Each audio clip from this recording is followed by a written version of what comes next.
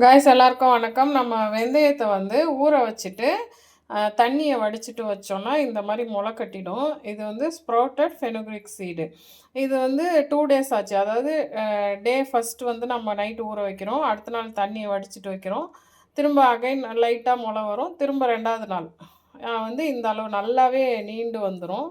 எவ்வளோ அழகா வந்திருக்கு பாருங்க. இது வெறுமனேவும் நம்ம சாப்பிடலாம். டைஜஸ்டிவ் சிஸ்டத்துக்கா இருக்கட்டும், நமக்கு டயபெட்டிஸ்க்கா இருக்கட்டும், எல்லாத்துக்குமே ரொம்ப நல்லது இது. அவ்வளோ நல்லது இது. ஸோ இத நம்ம லைட்டா கசக்கும் அவ்வளோதான். ரொம்பலாம் கசந்தெல்லாம் வழியாது வேப்பங்கா மாரிலாம். ரொம்ப சூப்பரா இருக்கும். நம்ம இது வெறுமனே வாயில ஒரு பிரஷ் பண்ணிட்டு சாப்பிட்டுக்கலாம். இல்ல எப்போ முடியிறதோ அப்போ சாப்பிட்டுக்கலாம். மெயினா எல்டர்ஸ்க்காகட்டும், அடல்ட்டுக்கு ரொம்ப ரொம்ப நல்லது. சில்ட்ரனுக்கும் குடுக்கலாம். நான் அதுக்கும் குடுத்து பழக்கிட்டு தான் இருக்கேன். ஸோ இந்த மாரி நம்ம வீட்லயே ரெடி பண்ணி வச்சுட்டோம்னா நல்லது. இதையே காய வச்சு நம்ம பொடியும் பண்ணிக்கலாம். நான் காய வைக்க போறேன்.